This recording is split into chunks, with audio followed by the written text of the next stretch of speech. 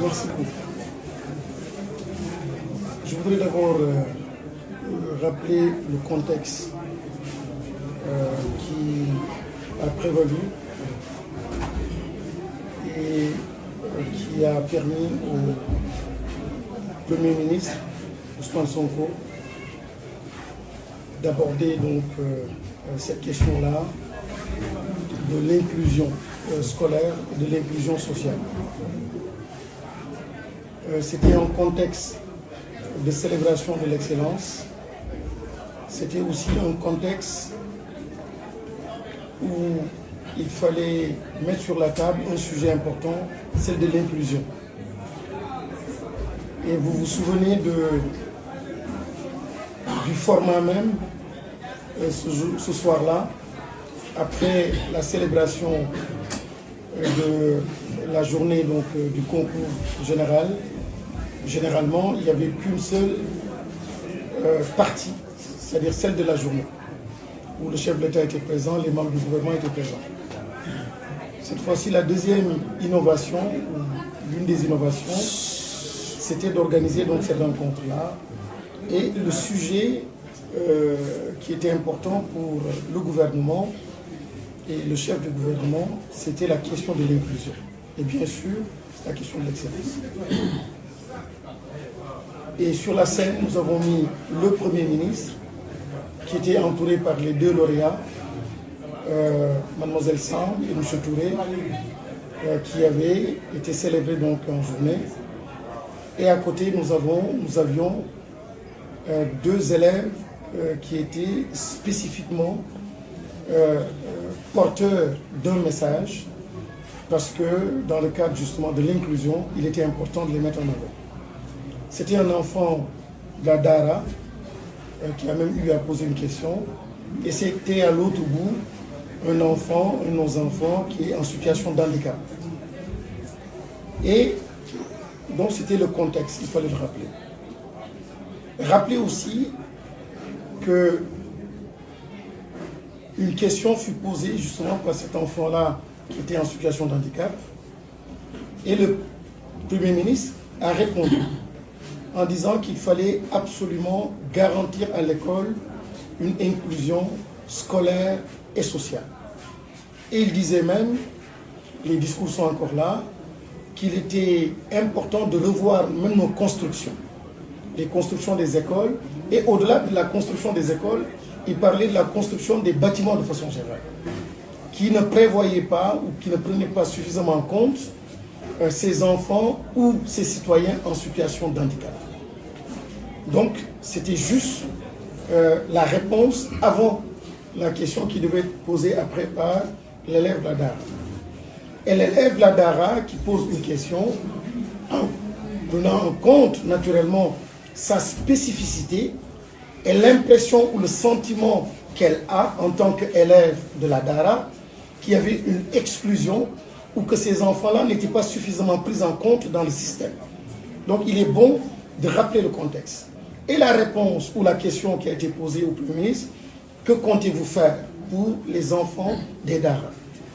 Et le Premier ministre, dans la même logique, et toujours constant, par rapport au principe de l'inclusion sociale et scolaire, est revenu en disant, nous devons œuvrer pour que tous les enfants, les citoyens, se retrouvent dans l'école et que l'école, elle est là pour tous nos enfants. Nous devons, pour les enfants en situation de handicap, les accompagner. Et puisqu'il répondait donc à l'enfant de la Dara, il dit, il faut absolument que vous soyez intégrés dans le système. Et d'ailleurs, lorsqu'un enfant, parce qu'il porte le voile, est interdit d'accès dans une école, il faut que ces pratiques-là cessent. Il n'a jamais été question, dans le discours, de stigmatiser ni la communauté islamique, ni la communauté catholique ou chrétienne. J'ai été personnellement très surpris de voir les journaux faire un lien extrêmement dangereux, et franchement, en pensant s'attaquer au chef du gouvernement, ils sont sans le savoir ou en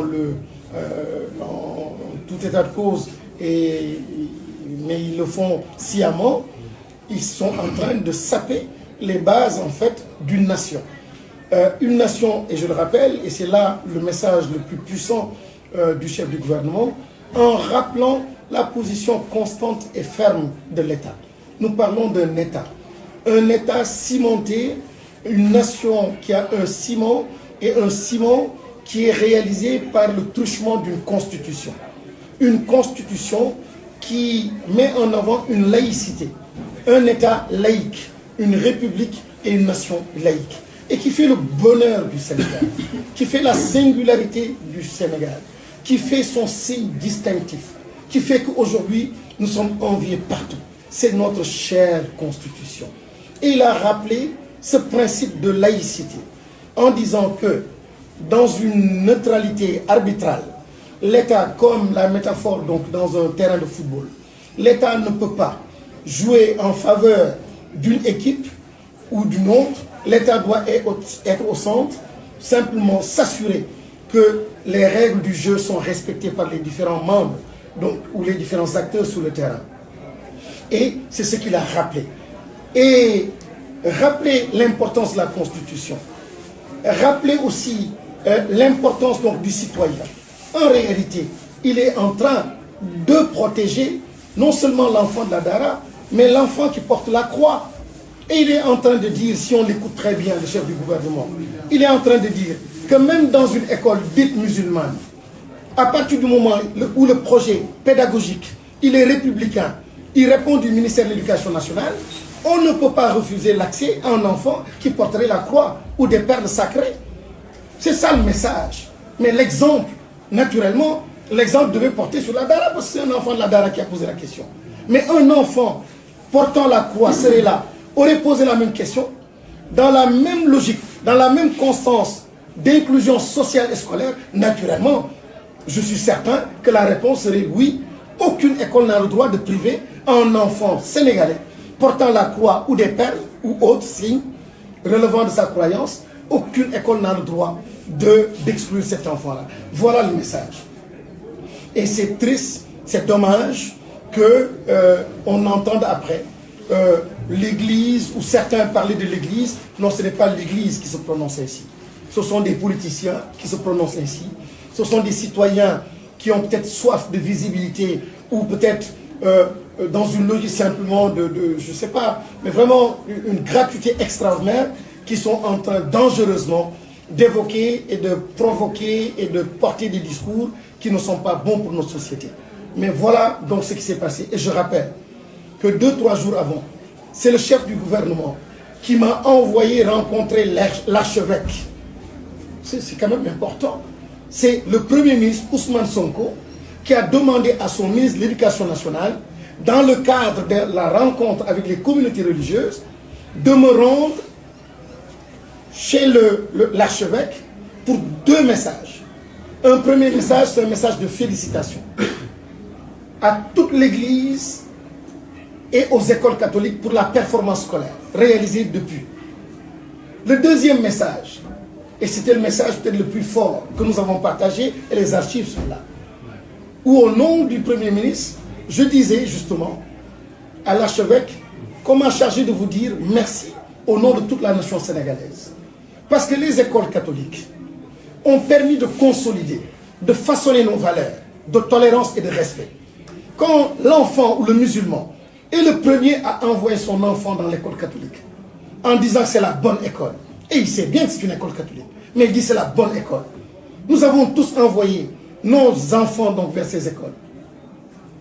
Et quand l'enfant grandit, non seulement on lui assure une performance scolaire, mais il y a le comportement, il y a les valeurs qui sont véhiculées par ces écoles qui étaient importantes. Alors, mais ce que la nation gagne, c'est que l'enfant musulman qui grandit, et sous ses yeux, il voit le portrait de Jésus.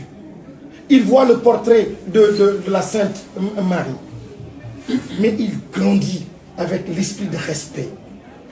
Et la société sénégalaise, c'est une belle société.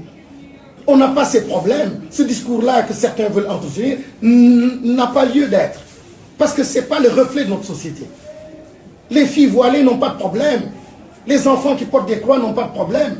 Les enfants qui portent des perles n'ont pas de problème. C'est la réalité.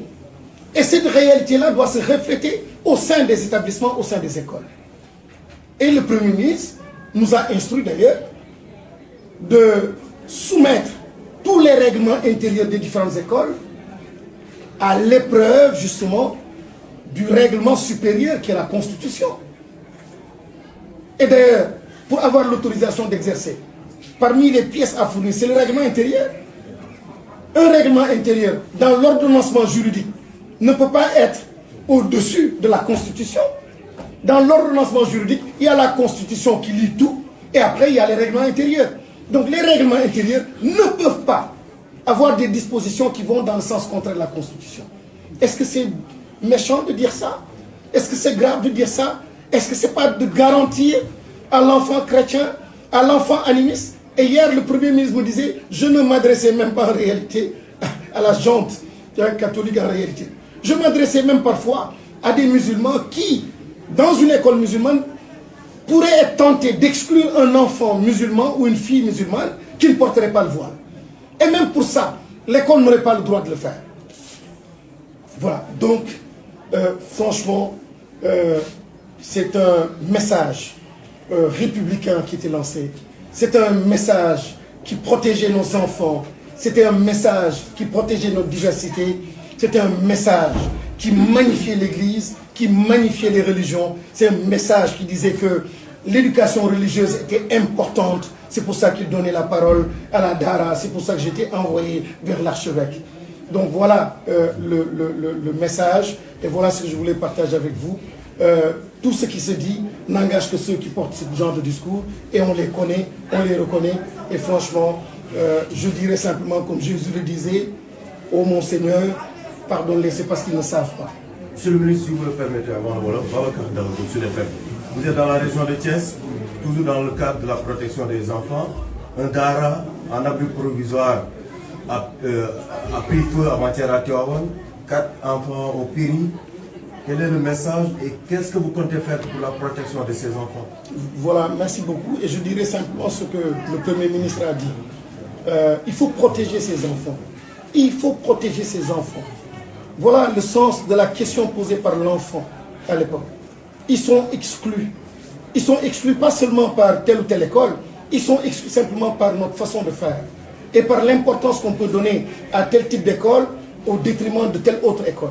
Et aujourd'hui, l'orientation et les instructions, c'est d'aller dans le sens d'une école réformée, des daras réformés, des écoles catholiques réformées, d'autres communautés religieuses ou d'autres communautés éducatives qui participent à l'effort d'éducation. Tous donc doivent être impliqués et qu'il y ait une coordination au niveau donc de la République, au niveau central, pour que tout le monde, bien sûr, chacun avec sa spécificité. Et c'est ça aussi l'intérêt de la diversité. La diversité est miséricorde.